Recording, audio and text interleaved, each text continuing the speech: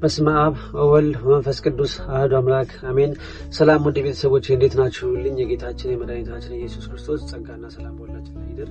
የእግዚአብሔር አምላክ ሰላም ከሁላችን ጋር ይሁን።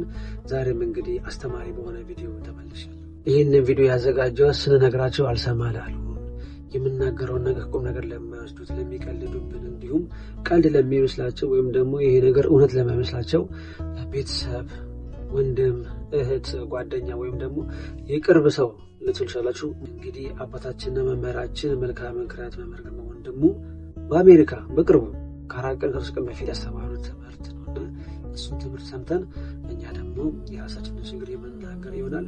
እስከ መጨረሻ አብራችሁኝ ቆዩ። ይህንን ቪዲዮ ላይክ ማድረጋችሁ እንዳትረሱ፣ ዩቲዩብን ሰብስክራይብ ማድረጋችሁ እንዳትረሱ። ወደ ቪዲዮ ልሰዳችሁ። የተረጋጋ እረፍት ብቅ የሚለው እግዚአብሔር ተከፈት ሲል ማ ተከፈት ሲል እግዚአብሔር ተከፈት።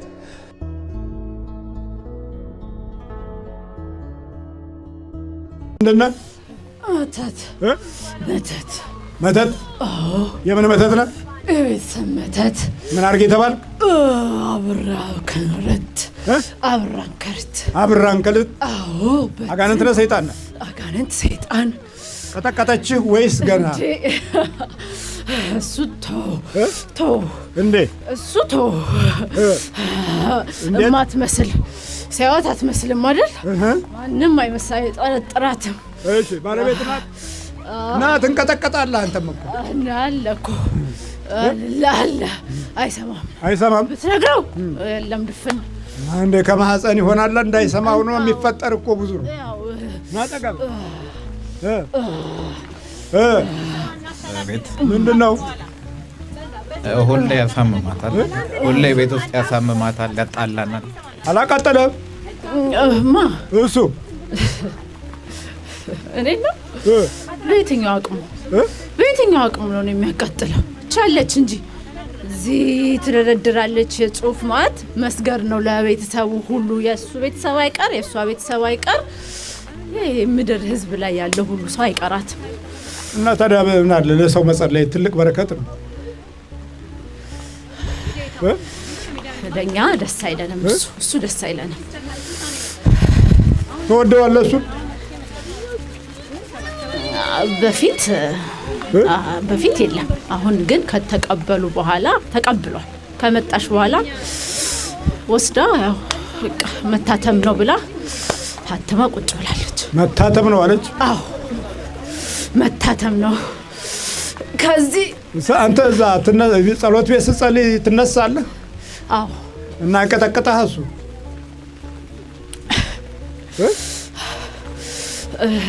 ችላት እንጂ እሷ ልጅ ራሷ ብትቀጠቅጥ ታዲያ እሱ አያግዛትም? ችለሱ ነው እንጂ እሱ እንኳን ገና ነው። እምቅ አቅማችሁን ያውቃል። እምቅ አቅም የሚባል ይሄ አለ። እምቅ አቅም በሃይማኖት የሚመጣ እምቅ አቅም የምናስተምራችሁ ያንን እምቅ አቅም የራሳችሁ እንድታረጉ ነው። ቤት ውስጥ ያለውን ነገር እንድታውቁ ነው። ልጆች ላይ ያለውን ነገር እንድታውቁ ነው የምትማሩት። ቤተሰብ ላይ ያለውን ነገር እንድታውቁ ነው። ያን የምታውቁበት እምቅ አቅም ደግሞ የእግዚአብሔር ኃይል ነው። በቃ መስገድ መጸለይ ስትጀምር፣ መንበርከክ ስትጀምር ጉዱን ታውቀዋለህ። ግን ልካ እንደዚህ ነው እንዴት ትላለህ። አለበለዚያ ጉዱ ወደ ጉድጓድ እስኪወስድ ድረስ በቃ ዝም ብለህ በአይን እይታ ብቻ የምትኖር ዓለም በቂ ነው ብለህ የዕለት እንጀራህን ብቻ ያውም ከስቃይ ጋር እየበላ ትኖራለህ። ትርጉም የለውም። አሁን መሄድ ነው የፈለከው? እንዴ ቆየሁ መሄድ ከፈለኩ። ስንት ጊዜ ነው ከገባህ? ከልጅነት ጀምሮ። ምን አድርጌ የተባልክ ነው? አብራንከርት። እሺ ተዋርሼ አይምሮዋን ሙሉ ለሙሉ ወስደናል። አይምሮ መውሰድ አይምሮዋን በሙሉ በቃ አቅሟ እንዳትጠቀም፣ አንደበቷን ሰዎች እንዳይወዷት፣ ሰው ሁሉ እንዲርቃት። እንግዲህ ውድ ቤተሰቦች እንደተመለከታችሁት እንግዲህ ለአባታችን በእውነቱ ያገልግሉ ዘመናቸውን ያርዝምልን፣ ከእኔ ከኃጢአተኛው ላይ ቀንሶ እግዚአብሔር አምላክ ዕድሜ ይስጥልኝ። በእውነት እሳቸውን ያቆየልን። እንደ የዘመናችን ሐዋርያ የዘመናችን አቡነ ተክለ ሃይማኖታቸውና እግዚአብሔር አምላክ እድሜና ጤና ይስጥልኝ። ወደ ራሳችን ስንመለስ ማለት ነው የምሬን ነው የምላችሁ። እቺ ልጅ ማለት ነው እቺ ልጅ ምን ያህል ብቻዋን እየታገለች እንደሆነ ምን ያህል ብቻዋን እንደቆመች ለቤተሰብ ከራሷ ቤተሰብ አልፋ ለባሏ ቤተሰብ እንደቆመች ምን ያህል ብቻዋን እንደቆመች እንግዲህ የምትመለከቱት ነገር ነው። ልጅቷ ብቻዋን ነው የምትታገለው። የምሬን ነው የምላችሁ። አያግዛትም ሲባል ሲጠብለው ሲጠይቁት አባታችን እንግዲህ ምን ብሎ እንደደመረሰ ተሰምታችኋል። አያቃጥልህም ወይ ብለው ሲጠይቁት በምን አቅሙ እንዴት እንደናቀው ማለት ነው። ባልየው እንዴት እንደናቀው ተመልከቱ። ምክንያቱም ለሱ ስራ ስለተመቸው ማለት ነው። ለሱ ስራ ተመቻችቶለታል። በቃ ተመቸለት ለሱ ስራ። በቃ ስለማይጸልይ ወይ ስለማይሰግድ ወይ ደግሞ ስለማይቀጠቅጠው ልክ እንደሷ ወይ ቅዱስ ቁርባን ስለማይቀበል በቃ ተመችቶታል። አያችሁ እንዴት እንደናቀው በምን ኃይሉ አለው ማለት ነው። እሷን ግን እንዴት ነው የሚላት ተመልከቱ። እዚህ ጋር ይላል የሚለው ምንድነው? ክርስትና ስም ጽፋ ስለምትሰግድ ስለምትቀጠቀጥ ነው። ቅዱስ ቁርባን ስለምትቀበል ነው። የቤተሰብ ክርስትና ስም ይዛ ስለምትቀጠቀጥ ስለምትጸልይ ማለት ነው። እና ብቻዋን ምን ያክል ስትታገል እንደነበረ ተመልክታችኋል። እንግዲህ አሁን ይሄንን እንኳን አይተው የማይመለስ ቤተሰብ አለ። አሁን ይሄንን እንኳን አይተው ከሷ ቤተሰብ ወይ ደግሞ ከሱ ቤተሰብ ውስጥ ይሄ ምን ዝም ብሎ የሚያነንቅ ሰው አይጠፋም። በጣም የሚያስገርመው ነገር ማለት ነው። እኔ አስቡት ከራሳቸው ቤተሰብ በላይ የሚያስበላቸው ሌላ ሰው ማንም አይኖርም። በተለይ የእግዚአብሔርን መንገድ የያዘ የእግዚአብሔርን ሕይወት መንፈሳዊ የአምልኮት ሕይወትን የያዘ ሰው ለእናንተ ከማሰቡ በላይ ለማንም አያስብም። እንዴ ከዚህ በላይ ምን ማስረጃ አለ? እስኪ ከዚህ በላይ ምን አለ? ምን እስኪሆን ነው የምትጠብቁት? የምሬን ነው የምላችሁ። እኔ ያልገባችሁ ነገር ማለት ነው አንዳንድ ቤተሰቦች ማለት የምሬን ነው የምላችሁ እውነት እንደዚህ ክርስትናችሁን ጽፎ ስማችሁን ጽፎ የሚጸልይላችሁ የሚሰግድላችሁ ቅዱስ ቁርባን የሚቀበልላችሁ ሰው ምን ያክል ዋጋ እየከፈለ እንዳለ ምን ያክል መስዋዕትነት እየከፈለ እንዳለ የገባችሁ አልመሰለኝም። የምሬን ነው የምላችሁ የገባችሁ አልመሰለኝም።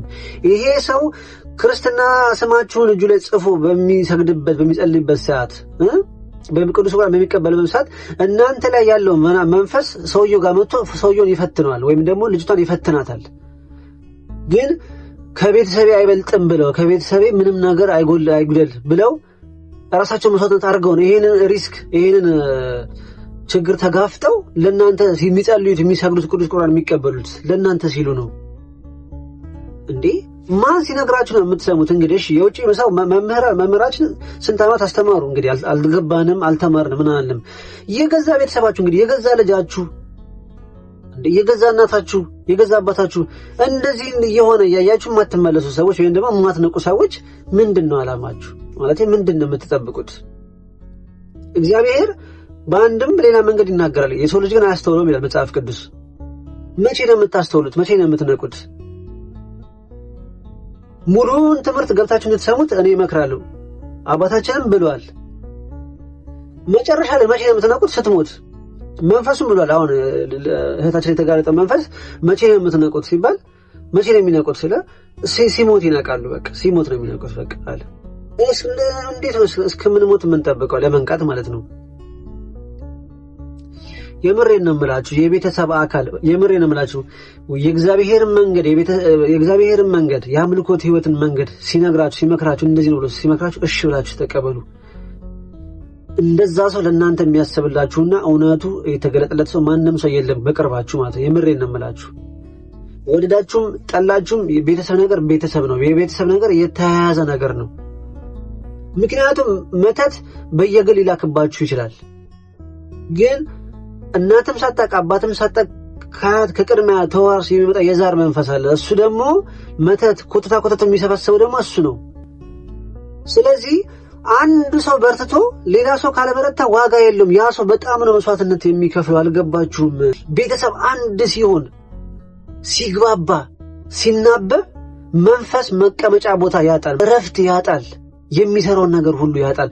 ቤተሰብ አንድ ሲሆን ሁሉም ነገር ሲነቃ ግን ሙሉ ቤተሰብ ማለት ነው ሳይነቃ አንድ ሁለት ሰው ብቻ ነቅቶ ሌላው የደከመ ከሆነ ሌላው የዛ መንፈስ ማደሪያ ነው የሚሆኑት።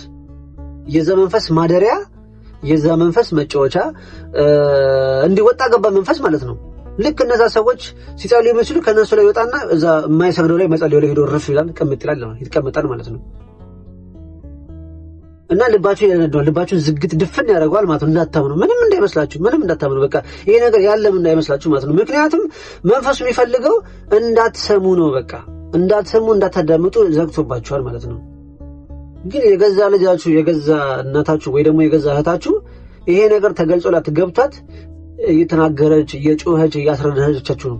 በማስረጃ በመረጃ ይሄው እየነገረቻችሁ እያሳየቻችሁ ነው። ግን ምንም ማታምኑ ሰዎች እስቲ ላላችሁ እባካችሁን ይሄ ነገር አይጠቅም። በተለይ ቤተሰብ እንደ ቤተሰብ አስቡ። የመሬን እምላችሁ የቤተሰብ መተት የሚባል ነገር አለ። ሁሉንም ቤተሰብ የሚያስር የሚያደነዝዝ እንዳያልፍላቸው ሁሉም በትዳር ልጆችም ከሆኑ ልጆች በትዳር እንዳይሳካላቸው እናትና አባትም ከሆኑ ሁሌም ማቀው እንዲኖሩ በልጆቻቸው እንዳይበለጽጉ ልጆቻቸው እንዳያድጉ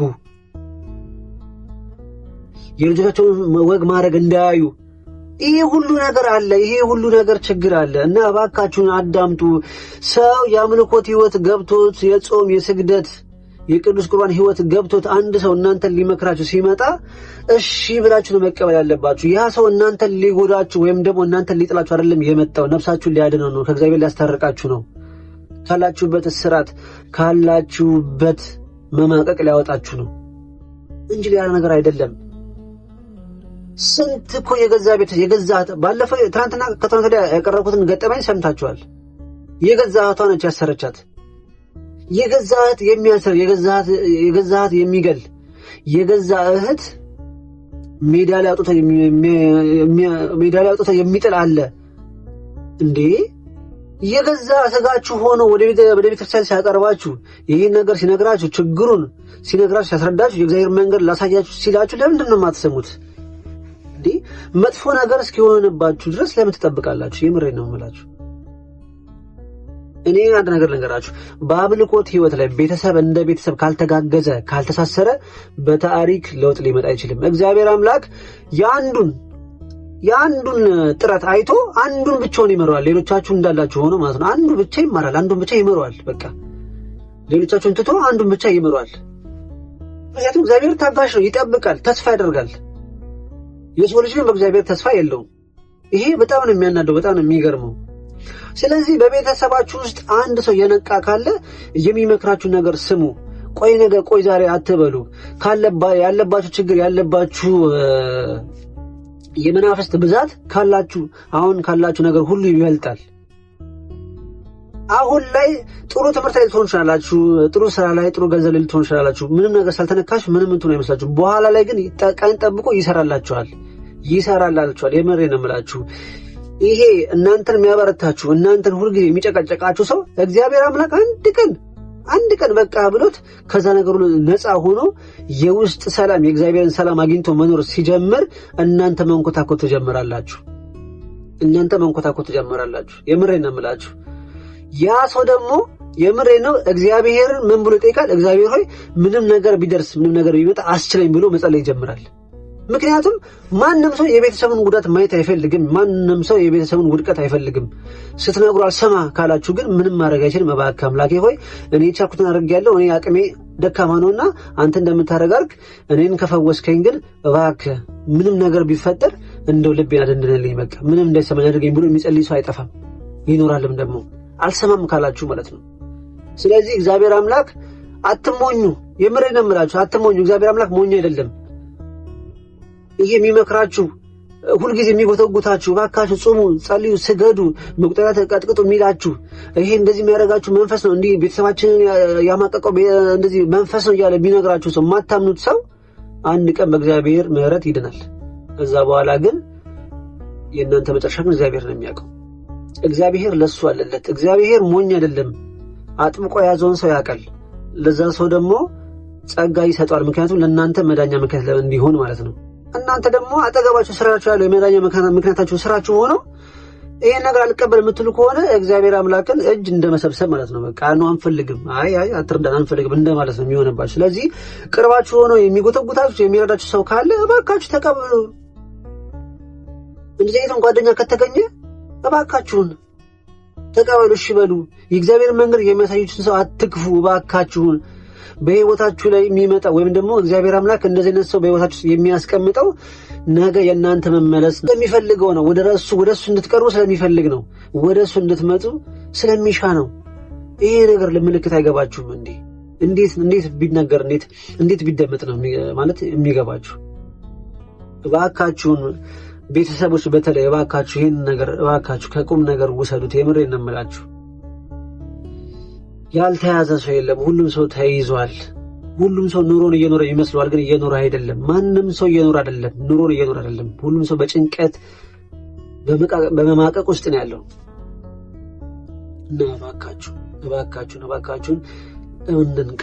እስኪ እባካችሁን እንንቃ። በእውነት ይሄን አይተን እንኳን እንመለስ። የምሬን ነው የምላችሁ። ይሄ ነገር በዚህ ነገር እንመለስ እባካችሁን። ይሄንን ቪዲዮ የምሬን አላዳምጥ ወይም ደግሞ ምንም ለማይመስለው እህት ወንድማችሁ ቤተሰቦቻችሁ ላኩላችሁ። የምሬን ነው የምላችሁ። እኔ የደረሰብኝ ነገር ያየሁትን ነገር ስለማቅ ነው። በራሴ የደረሰውን ነገር ስለማቅ ነው። በራሴ የሆነውን ነገር ስለማቅ ነው። እኔ እንደናንተ አልሰማም ነበር፣ አላዳምጥም ነበር። ውሸት ነበር የሚመስለኝ፣ ምንም ነገር ነበር የሚመስለኝ።